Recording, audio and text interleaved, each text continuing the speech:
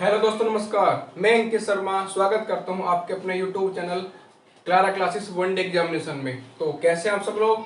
आशा करता हूं आप सब लोग अच्छे होंगे, सुरक्षित होंगे और अपने घर पर रहकर अपनी पढ़ाई को अच्छे से कर रहे होंगे। देखिए, हमारा जो मोशन का चैप्टर है वो बहुत ज़्यादा इंपॉर्टेंट है। 2 क्लास उसमें मैंने करा दी है आपको। अगर आपने अभी तक वो क्लासेस नहीं देखी है तो प्लीज़ उन क्लासेस को देख लीजिए।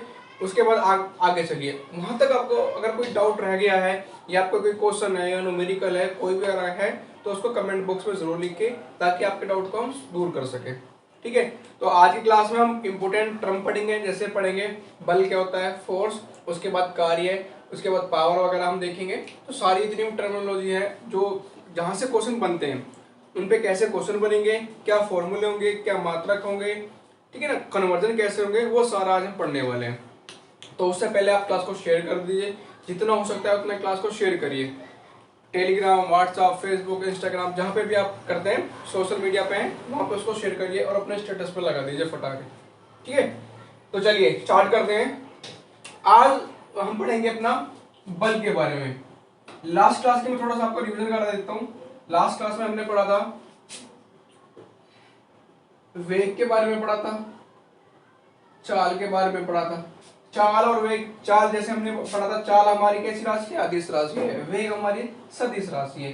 चाल क्या होता है आपको बताया था मैंने, प्रति सेकंड चली गई दूरी। वेग क्या होता है? प्रति सेकंड चला वो प्रति सेकंड विस्थापन की दर। ठीक है, तो ये सब हमने पढ़ा था, इनके फॉर्मूले पढ़े थे हमने, तो ये सब बातें हमने कर ली थी। उसके बाद मैंने एक्सेलरेशन आपको बताया था, एक्सेलरेशन क्या होता है, तो वो सारी बातें कर ली थी। आज हम अपना पढ़ेंगे बल के बारे में, फोर्स। इंग्लिश में बोलते हैं इसको फोर्स।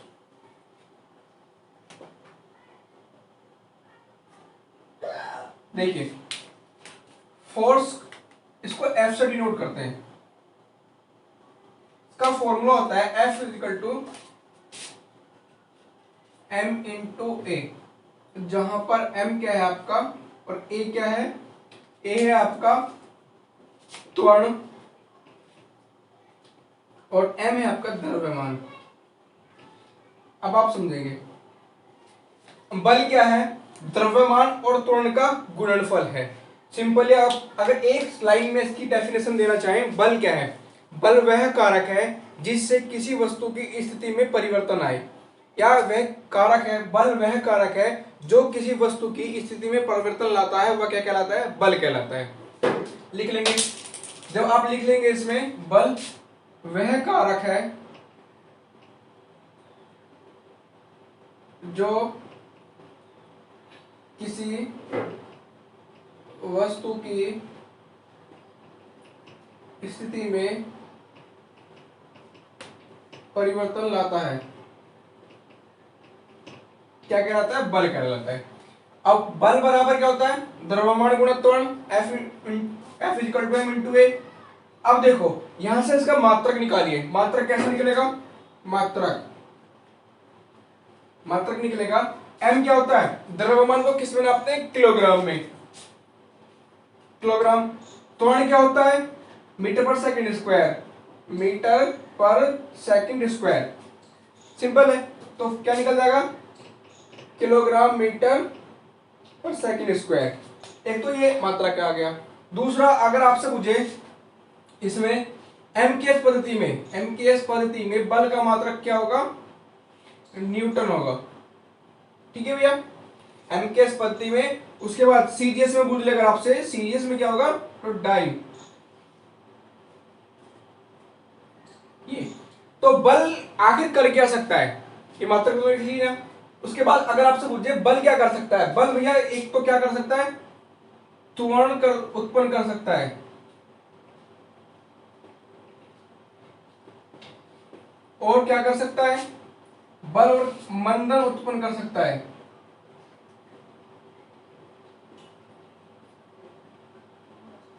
त्वरण क्या कर सकता है?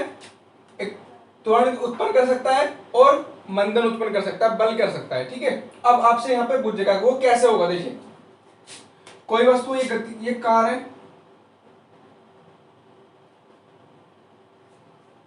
अब ये कार है, ये रनिंग है। अगर इसमें फोर्स लग जाए इस तरफ से तो ये क्या होगा? रुक जाएगी। दूसरी, तो ये क्या होगा? मंदन उत्पन्न कर दिया फोर्स ने। अगर ये वस्तु कोई रुकी हुई है। अगर इस पे मैं फोर्स लगा दूं, ये अपना चलना स्टार्ट कर दे, प्रारंभ कर दे, तो क्या होगा, त्वरण उत्पन्न हो जाएगा, गति आ जाएगी। मतलब बल वह कारक है जो वस्तु की स्थिति में परिवर्तन करता है। अभी यहाँ रुकी हुई थी, इस पर जैसे ही बल लगाया, फोर्स लगाया, तो ये आगे की तरफ चल दिया। लेकिन वहीं अगर मैं चलती हुई गाड़ी पर अगर फोर्स लगा दूंगा, तो वो अपोजिट डायरेक्शन में अगर मैं फोर्स लगाऊंगा तो वो रुक जाएगी। ठीक है, याद आ जाएगा। चलो इसको नोट करो, फिर मैं कुछ आपको और लिखाता हूं। ठीक है, लिखो, मात्रक जरूर लिख लेना है। एक ये सीजीएस में है, एक ये आपका एमटीएस में। अच्छा, आपसे कई बार पूछ सकता है कि एक न्यूटन में कितने डाइन होते हैं, तो लिख लो, यहां पे लिख लीजिएगा नोट करके। एक न्यूटन में 10⁵ डाइन होते हैं। अगर वही पूछ रहे एक डाइन में कितने न्यूटन, एक डाइन में 1/10⁵ न्यूटन। ठीक है, तो ये नोट करके लिख लेना है, ये नोट करके लिख लेना है सारा आपको। एक न्यूटन में कितने डाइन, 10⁵, लेकिन अगर वहीं एक डाइन की बात कर लूं तो 1/10⁵ क्या आपका न्यूटन आ जाएगा। अब एक दो छोटे छोटे से न्यूमेरिकल है, वो मैं आपको कराता हूं, ये नोट कर लो, स्क्रीनशॉट ले लो।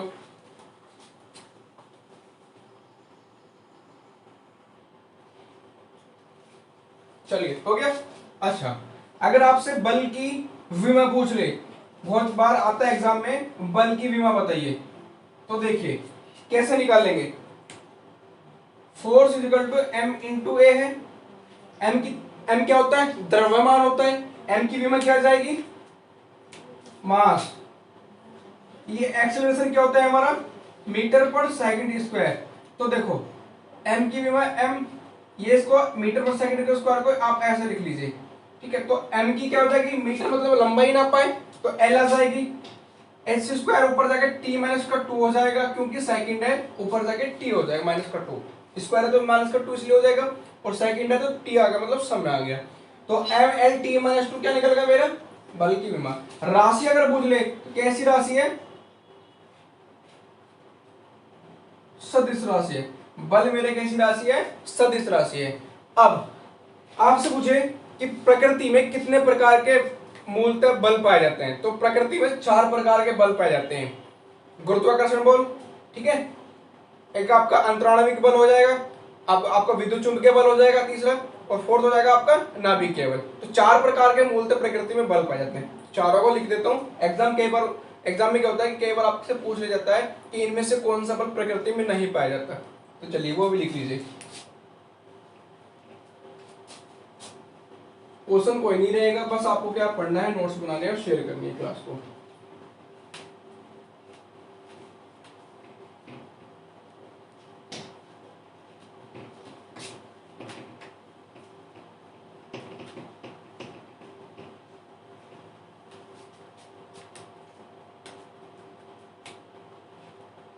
सबसे पहला लिखेंगे गुरुत्वाकर्षण बल, उसके बाद आपका आ जाएगा, इसको लिख लीजिए सबसे दुर्बल।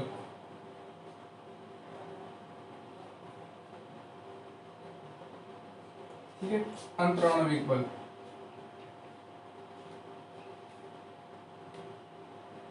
विद्युत चुंबकीय बल। फोर्थ आपका नाभिकीय बल, ये आपका सबसे प्रबल। ठीक है भैया, छापो इसको, नोट करो फटाफट।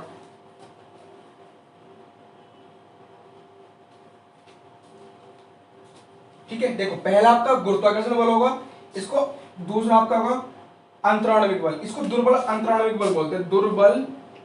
केवल कंफ्यूजन क्या होता है, देखो अब आप ऐसे समझो, पहला बल आपका गुरुत्वाकर्षण बल होगा, दूसरा दुर्बल अंतराणविक बल। ये दुर्बल, उसको पूरा लिख लीजिए ऐसे, दुर्बल अंतराणविक बल का नाम है ये,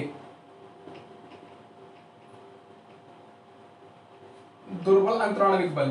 तीसरा विद्युत चुंबकीय बल, फोर्थ आपका नाभिकीय बल। तो देखो आपसे अगर पूछे सबसे दुर्बल बल कौन सा है, तो सबसे दुर्बल गुरुत्वाकर्षण बल है, ना कि दुर्बल अंतराणविक बल। आपको कई बार कंफ्यूजन हो जाएगा कि दुर्बल तो लिखा हुआ है इसके सामने तो दुर्बल ही होगा, लेकिन नहीं, गुरुत्वाकर्षण क्या होता है, सबसे दुर्बल होता है। उसके बाद फिर आता है नंबर अंतराणविक का, उसके बाद विद्युत चुंबकीय का, उसके बाद सबसे जो प्रबल बल है, सबसे प्रबल बल कौन सा है, नाभिकीय बल। आपसे अगर पूछे कि पृथ्वी और सूरज के बीच लग रहा है कौन सा, गुरुत्वाकर्षण बल, तो प्रबल तो ये होना चाहिए, लेकिन ऐसा नहीं है, जो प्रबल बल है वो आपका नाभिकीय बल है। तो ये हमारा बल हुआ। अब मैं एक क्वेश्चन आपको बल पे कराता हूं, वो क्वेश्चन कर लीजिएगा। एक दो न्यूमेरिकल हम जैसे ही हमारा टर्म खत्म होगी, एक दो न्यूमेरिकल हम करते जाएंगे साथ में। उससे क्या होगा कि आपका फॉर्मूला कहां पे यूज, कैसे यूज होता है वो आपका पता लग जाएगा। क्वेश्चन है 10 किलोग्राम का कोई पिंड, 10 किलोग्राम का कोई पिंड विराम अवस्था से प्रारंभ होकर, विराम अवस्था से प्रारंभ होकर, ये आरंभ लिख लीजिए, आरंभ भी लिख लीजिए,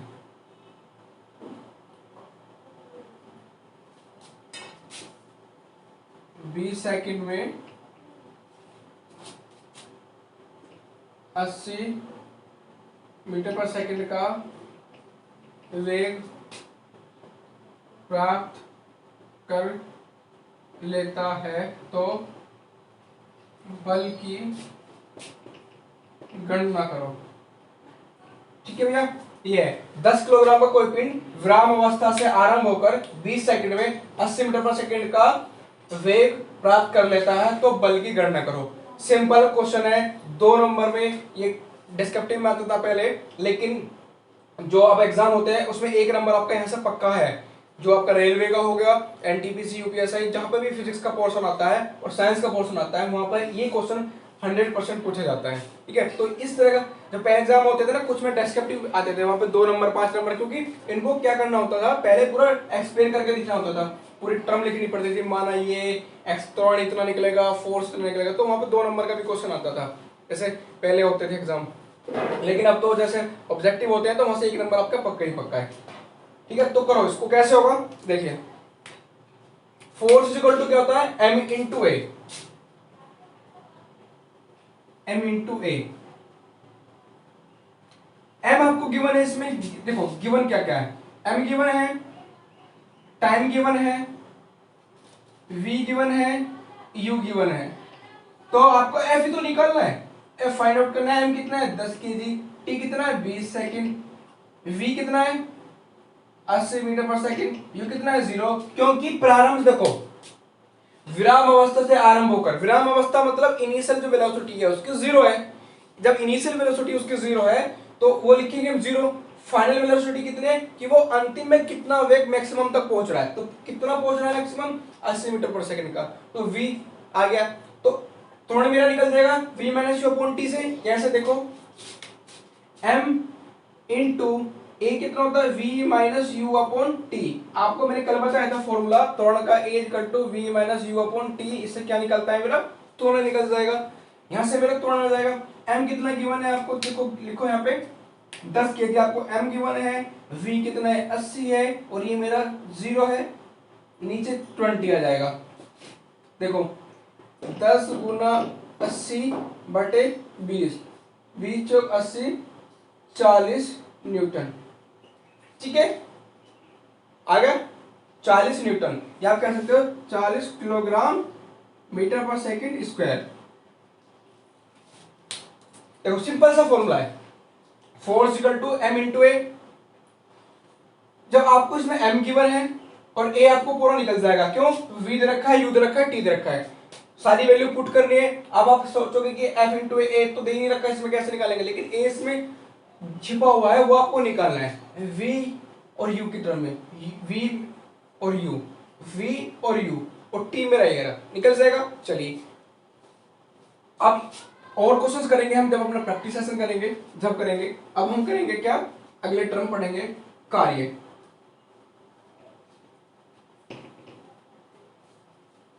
ये टर्म जो है ये ज्यादा इंपॉर्टेंट है, इसलिए है क्योंकि यहाँ से डायरेक्ट आपका न्यूमेरिकल बनता है, साथ में इनके मात्रक बहुत ज्यादा इंपॉर्टेंट है।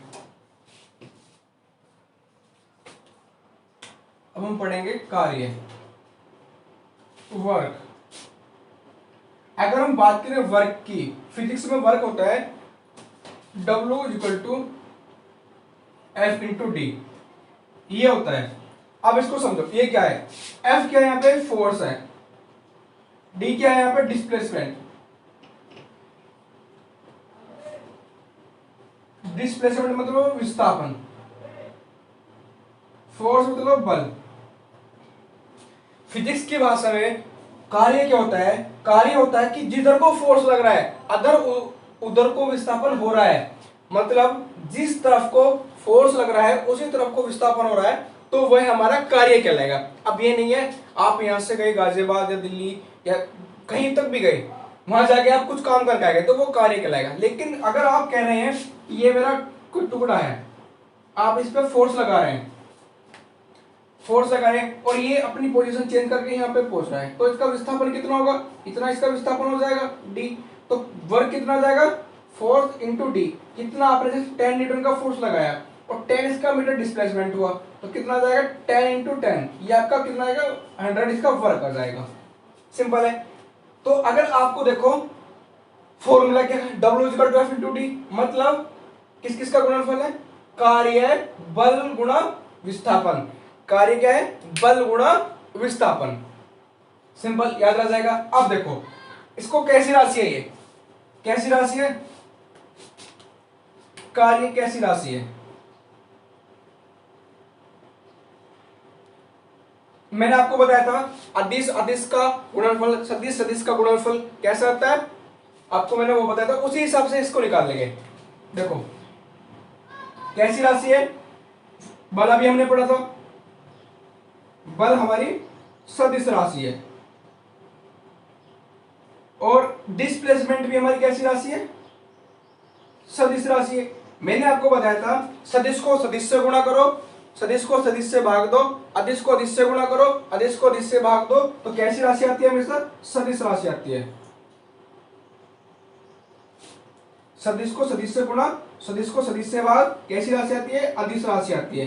तो कार्य मेरी कैसी राशि है, अदिश राशि है। आपसे अगर पूछे कि कार्य मेरी कैसी राशि है, कार्य मेरी हमेशा अदिश राशि है, फॉर्मूला क्या होगा, ये हो जाएगा। अब आपने देखा कि ये डॉट प्रोडक्ट होता है F इंटू डी। अब डॉट प्रोडक्ट देखो, अदिश राशियों में दो प्रोडक्ट होते हैं, एक तो होता है A क्रॉस B और एक होता है A डॉट B, ठीक है। तो ये आपका डॉट प्रोडक्ट है अदिश, ठीक है, अदिश राशि है।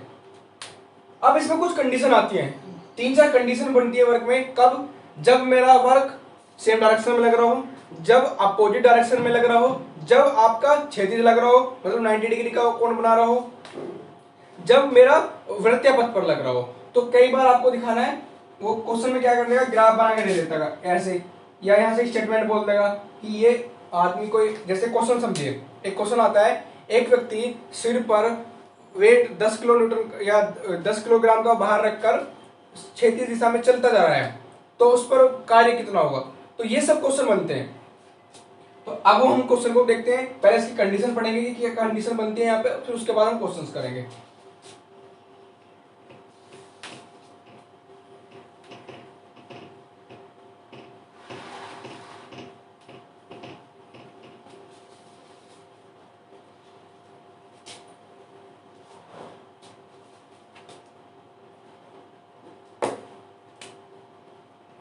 पहली कंडीशन, जब आपका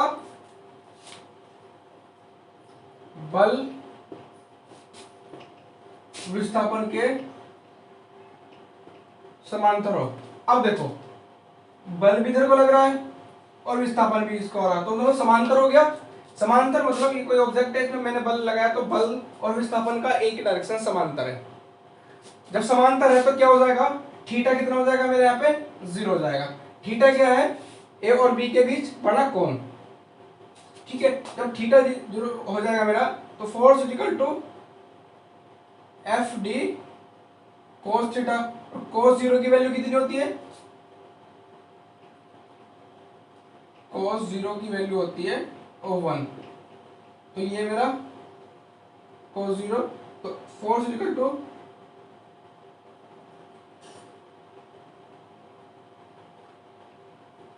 F D, W equal to F D कितना आ जाएगा आपका?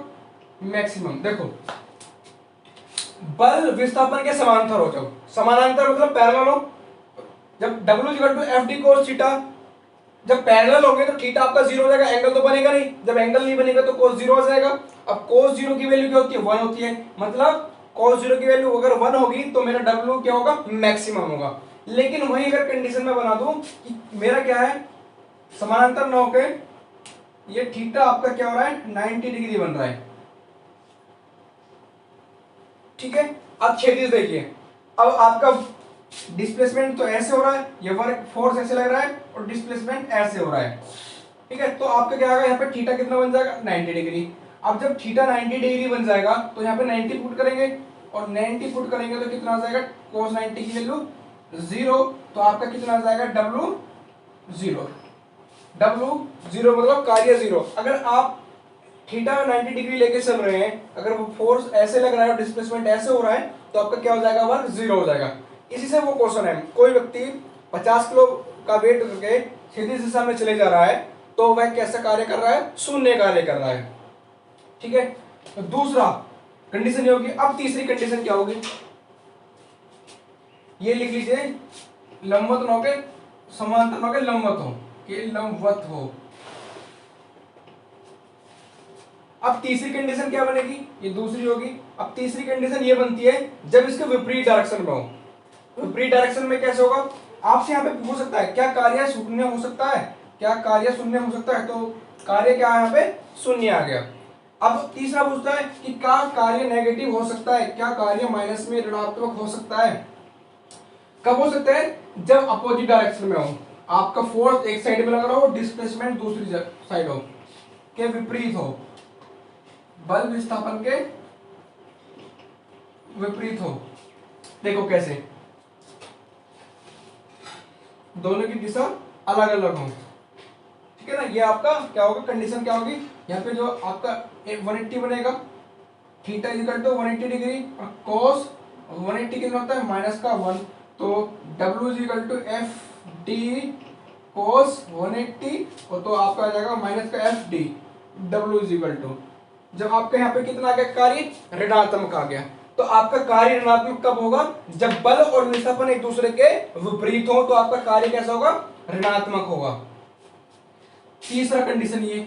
फोर्थ कंडीशन क्या होती है? एक सर्कुलर पाथ है, सर्कुलर पाथ है, इस पे यहां से कोई व्यक्ति चलकर यहां आ गया, तो इसने कितना कार्य किया? कार्य इसमें कितना हुआ? आपसे पूछ सकता है कार्य बताइए। तो देखो यहाँ पे डिस्प्लेसमेंट कितना है? 0 है। जहां पर डिस्प्लेसमेंट 0 है मतलब work is equal to F into D. तो ये अगर मेरा 0 हो गया तो ऑलरेडी मेरा क्या हो जाएगा? वर्क 0 हो जाएगा। क्यों भाई? अगर डिस्प्लेसमेंट 0 है, फॉर्मूला क्या है? Force into displacement equal to work. तो अगर मेरा डिस्प्लेसमेंट 0 हो गया ये, तो इसमें मैं किसी के भी मल्टीप्लाई कर लूं, क्या आएगा? मेरा 0 ही आएगा, ठीक है। तो चार कंडीशन में देखी, कब? एक समानांतर हो, एक लंबवत हो, एक विपरीत हो, और चौथी कंडीशन हमारी सर्कुलर पाथ पे क्या होगा कार्य। अब एक दो इसके छोटे छोटे से एग्जांपल है और वो आपको समझाने हैं, तो इसको नोट कर लीजिए फटाफट, फिर उनको मैं नोट कराता हूं।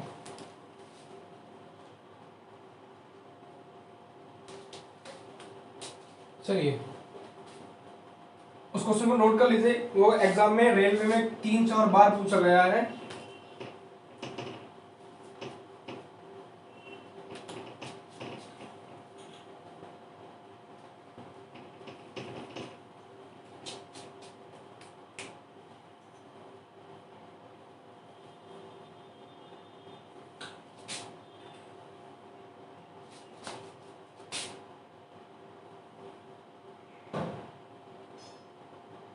कोई व्यक्ति है, इसके सर पे कोई भार रखा है, तो ये क्षैतिज दिशा में चलता जा रहा है, ऐसे चलता जा रहा है। तो आपसे पूछ सकता है इसके द्वारा किया गया कार्य कितना होगा? इसके द्वारा किया गया कार्य कितना होगा? ठीक है, तो देखिए ये ग्राफ है, जब ये कंडीशन बन रही है यहाँ पे थीटा कितना बन रहा है 90 डिग्री। जब थीटा 90 डिग्री बन रहा है, यहाँ पे कोई वेट रखा है और ये इस तरह से चलता जा रहा है, तो इसके ये चलता जा रहा है, थीटा 90 डिग्री बनता जा रहा है। यहाँ पे देखो जब थीटा 90 डिग्री बनेगा तो मेरा cos थीटा कितना आ जाएगा 90 degree, theta is equal to 90 degree, तो cos 90 की वैल्यू कितनी आ जाएगी 0। तो जब 0 आ गया cos 90 तो एफ डी cos 90, तो क्या आ जाएगा f इंटू डी इंटू 0, तो वर्ग आपका कितना आ जाएगा 0 हो जाएगा। तो अगर आपसे मुझे कोई व्यक्ति क्षैतिज दिशा में चलता जा रहा है सिर पर वेट रखकर, तो वो कितना कार्य करेगा, शून्य कार्य करेगा। दूसरा क्वेश्चन, एक ये सर्कल है, इसकी कोई रेडियस है 2 मीटर की रेडियस है, एक आवेश को ले जाकर दूसरे स्थान से दूसरे आवेश के पास ले जाता है, मतलब एक 2 सेंटीमीटर या 2 मीटर त्रिज्या के वृत्त में 5 कूलम का आवेश को एक बिंदु से, एक पॉइंट से ले जाकर दूसरे बिंदु के पास लाया जाता है, वहीं पे दूसरा आवेश उसके पास लाया जाता है, तो उसके द्वारा क्या गया कार्य क्या होगा, शून्य होगा। क्योंकि वृत्तीय पथ पर अगर डिस्प्लेसमेंट 0 हो जाएगा तो वहां पे मेरा कार्य क्या हो जाएगा, शून्य हो जाएगा। अब इनके मात्रक लिख लीजिए, 2-4 मात्रक लिखवा देता हूँ मैं, MKS CKS FPS सारे के मात्रक लिखा देता हूँ, क्योंकि मात्रक आपसे डायरेक्ट पूछ सकता है एग्जाम में। छोटी सी एक टेबल बना लो,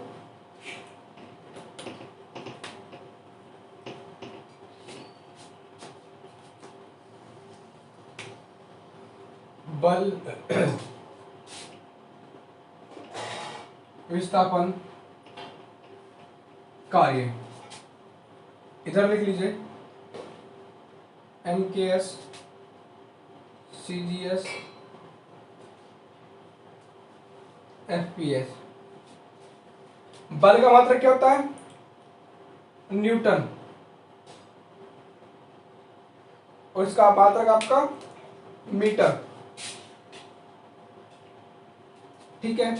बल गुणा विस्थापन आपका क्या होता है, कार्य होता है। तो न्यूटन इंटू मीटर क्या हो जाएगा, न्यूटन मीटर कितना हो जाएगा, कार्य का मात्रक हो जाएगा न्यूटन मीटर, ठीक है। इसमें अगर आपसे पूछे बल का मात्रक क्या होगा, डाइन होगा सीजीएस में, डाइन सीजीएस में होगा। उसके बाद आपसे पूछे सेंटीमीटर इसमें होगा, कितना आ जाएगा, डाइन सेंटीमीटर। अभी मैं लिखाता हूं और भी, इसमें क्या हो जाएगा, इसमें हो जाएगा पाउंड और फुट, पाउंड फुट, पाउंड और फुट मिला के क्या आपका इधर बनता है आपका कार्य का, पाउंड फुट। अब कैसे देखो, इनकी मैं मल्टीप्लाई करूंगा तो मेरे क्या बनेगा, बल गुणा विस्थापन कार्य, कार्य का MKS पद्धति में अगर पूछे तो न्यूटन मीटर, कार्य का अगर सीजीएस पद्धति में पूछे तो डाइन सेंटीमीटर, कार्य का FPS पद्धति में पूछे तो क्या पाउंड फुट। ये 3 मात्रक आपकी किसमें, तीनों MKS CGS और FPS, तीनों पद्धति में मैंने बता दिया। न्यूटन मीटर को एक और बोलते हैं जूल, इसको आप क्या कहेंगे जूल, इसको अर्ग, इसको अर्ग बोल देंगे। तो अगर आपसे ये 3-4 यूनिट कोई भी पूछ ले तो आप लिख सकते हैं क्या, बल का अगर क्या है MKS में न्यूटन, देखो बनता मात्रक कैसे है, कार्य क्या होता है बल गुणा विस्थापन, बल का MKS में निकाल लो और विस्थापन का MKS में निकाल लो, दोनों को मल्टीप्लाई करो तो कार्य का किस में निकलेगा, MKS में निकलेगा। फिर आपने कहा कि कार्य का मुझे सीजीएस में चाहिए, तो सीजीएस के लिए आपको बल का सीजीएस चाहिए और विस्थापन का सीजीएस चाहिए, तो आपका कैसा निकलेगा, दोनों का मल्टीप्लाई कर दो तो कार्य का भी सीजीएस का निकलेगा। लेकिन आपने कहा कि मुझे एफपीएस चाहिए, तो कार्य का भी एफपीएस निकालने के लिए आपको विस्थापन का एफपीएस चाहिए और बल का एफपीएस चाहिए, तो आपका कैसा मात्रक निकल जाएगा, कार्य का एफपीएस निकल जाएगा। तो आज की जो क्लास है हमने पढ़ी 2 टर्म, कार्य पढ़ा और बल पढ़ा। नेक्स्ट क्लास में शक्ति और ऊर्जा के प्रकार, यांत्रिक ऊर्जा, मैकेनिकल, ये सब हम पढ़ने वाले हैं। जैसे आपसे पूछ सकता है कि मोमबत्ती कौन सी ऊर्जा को कौन सी में बदलती है, ठीक है, तो रासायनिक ऊर्जा को प्रकाश ऊर्जा में और उष्ण ऊर्जा में बदलते हैं। तो ये सारे जितने भी क्वेश्चंस बनेंगे, माइक्रोफोन किसमें बदलता है, ये जितने भी प्रकार के क्वेश्चन बनते हैं सारे अगली क्लास में करने वाले हैं। तो आपको वो क्लास बहुत जरूरी हो जाती है लेना, तो उसको जरूर आप नोटिफिकेशन के लिए क्या करते हैं, जैसे आप चैनल सब्सक्राइब करेंगे तो वहाँ पे आपको एक घंटे का बटन मिलेगा, उसको प्रेस कर लेना। जैसे ये क्लास आपकी पहुंचेगी तो आपको सबसे पहले नोटिफिकेशन मिल जाएगा। कोई भी क्लास मिस नहीं करनी है, ज़्यादा से ज़्यादा शेयर करनी है, सभी को तक क्लास पहुंचनी चाहिए। शेयर करो दबा के, पढ़ो, नोट्स बनाओ, कोई डाउट कोई क्वेरीज आती है तो प्लीज कमेंट बॉक्स में जरूर लिखो। ठीक है, चलिए आज की क्लास यहीं पे समाप्त करते हैं। बाय बाय, टेक केयर, जय हिंद, जय भारत।